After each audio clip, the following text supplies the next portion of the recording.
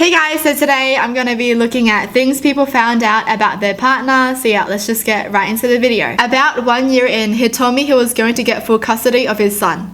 I didn't know he had a son. So he didn't mention his son before? And then suddenly he's like, I'm going to get full custody of my son. Oh. What? A year in, I found out she lied to me about getting an STD test. Turned out she had more than one STD, which somehow I tested clean for. Whoa! They just avoided it. They were like, whoop, whoop. What's hers is hers, what's mine is ours. Oh no.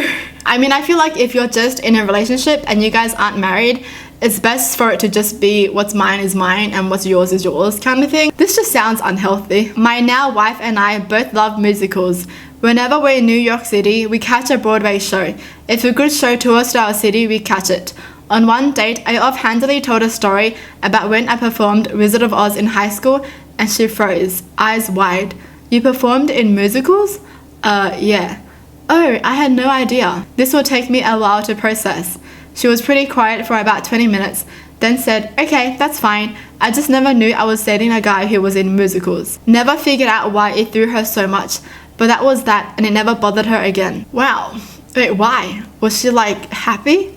She was like, oh my gosh, I'm actually dating a guy who's been in musicals. That was like my dream. Was that why or what? I feel like I would have the same reaction if I was dating my ideal type without knowing he was my ideal type. You know how most people have like an ideal type, but they won't necessarily be dating that ideal type, you know? But it's not like they will only date someone with that criteria, you know? It's just like a fantasy kind of thing. So maybe that was what happened. She was like, I'm dating my fantasy? Maybe. That my husband wanted to start fires and was planning on framing me for it so his girlfriend could move in while I did his time in prison for him. Her husband? Oh my gosh, that is terrible. Finding out someone that you love trying to do this to you because they're cheating, that is horrifying, honestly. That she had been in contact with her exes, met them and regularly cheated on me with whomever. 8 years, she was really good at hiding her tracks. 8 years? She's been doing this for 8 years? What? I only found out because I contracted a STD from her. I was really glad we didn't have kids and divorced her, moved away and drank too much. Then I met the most awesome person in the world who I married, had kids and didn't know relationships could be this good.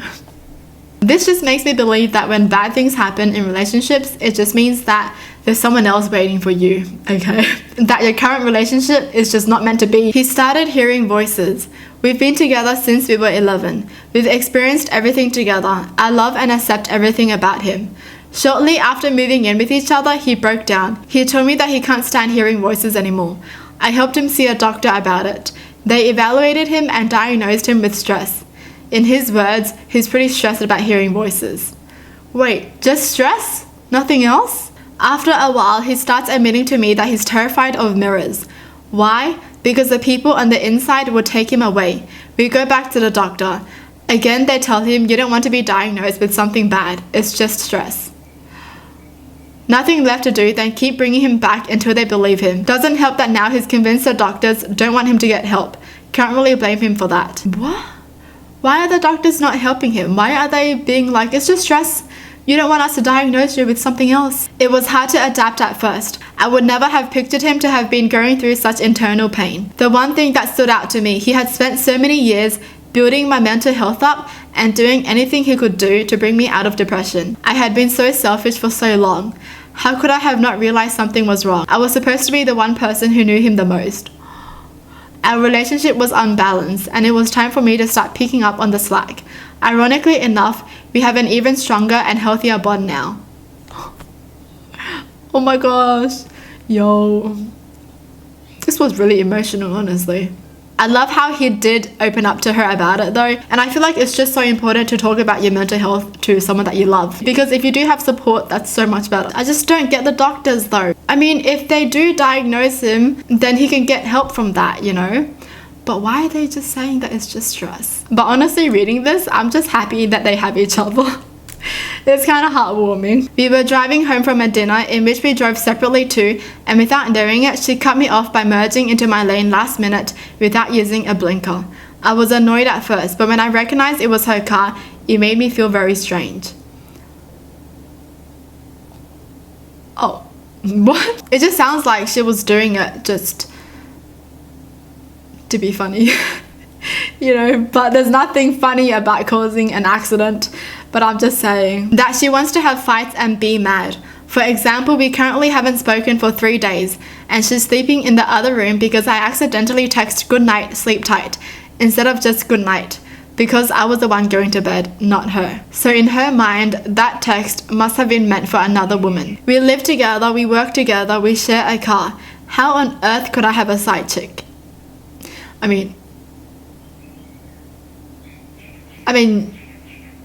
you could just be texting someone, you know, you don't have to see someone to be cheating. But okay, that is weird that she just wants to fight and be mad. Good night, sleep tight, love you. How dare you say sleep tight? I'm not sleeping yet. Who was that text meant for? My wife and I have very little boundaries. Oftentimes, while we're having a conversation in our room, if one of us needs to use the bathroom, we'll just follow each other in the bathroom and continue talking. This is so cute. Oh my gosh, I want this. If the conversation is good enough, poop won't hinder our dialogue. However, there are times when my wife is in the bathroom and locks the door. I always thought it was weird, but it didn't bother me. We've been married for 9 years now. We met at 15 and are now 28. We've grown up together, graduated together, traveled together. We know each other so well and have nothing to hide from one another, or so I thought. This all changed one day. I was feeding our kids lunch and she was in the bathroom. Unbeknownst to her, she did not lock the door. When I walked in on her, I witnessed something that I never thought I would see. Something that lived in the back of my head, but I didn't think it could be real. My wife of 13 years relationship, 9 years of marriage, 3 kids together, was shaving her upper lip. She had a little peach fuzz that you can't even really notice, but she was shaving it like a full-on mustache. She looked at me with this embarrassed look and I thought to myself, what else is she hiding? I don't know that I'll ever look at her the same again. What happened? Oh my gosh. That was so innocent.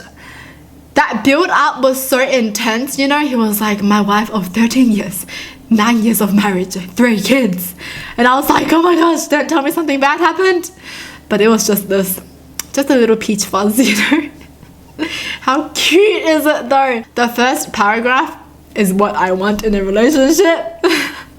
That's too cute. 1 year in, found out his ex-girlfriend was actually still his girlfriend. We broke up with him together and became great friends.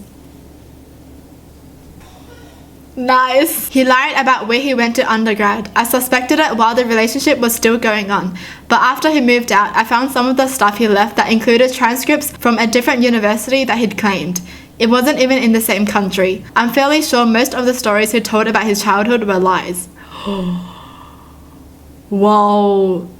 When you feel like you know everything about someone, but everything has been a lie, that would like blow my mind, honestly. I realized he would always blame me for his angry outbursts and mistakes. He punched a wall and screamed about a homework assignment he didn't understand because I was sitting on the couch quietly. Then after he was finished blaming me and realized I was upset, he became all sad and wanted me to comfort him. What a pathetic human being. I'm glad I've grown past accepting that sort of behavior. Whoa, that is so manipulative. You know, like you're sad and then you blame your partner and then your partner gets sad and then you're like, oh my gosh, since you're sad, now you made me sad. I'm so pissed. Oh my gosh. That sounds so tiring, honestly. Whoa, that relationship just sounds so tiring.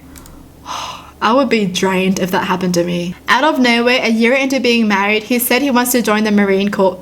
He also wanted me to drop out of law school, birth babies, take care of his mother, and run a household all while he's deployed. Hard pass. What?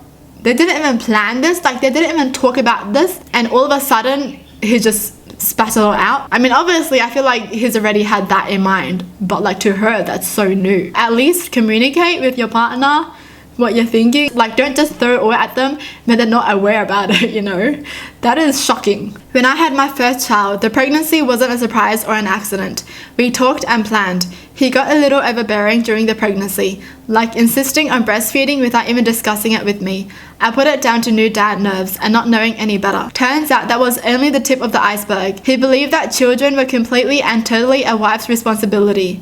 He wouldn't change a diaper. He wouldn't pick up the baby when it cried. No way would he get up in the middle of the night. He expected me to work a full-time job plus do all the childcare. At that point, I was confused and appalled, but I told myself he just needed time to adjust. I realized how delusional I was when the baby got sick while he was on a fishing trip. Not just sick, but life-threatening sick. I called and asked him to come home. He refused. He'd paid for 2 more days of fishing. He didn't want to lose the money. A family is a family, alright? You do things together. Well, that's it for the video. Hope you guys enjoyed. Tell me in the comments down below what your thoughts are. And as always, thanks for watching. Hope you guys liked it. And I'll see you guys next time. Bye!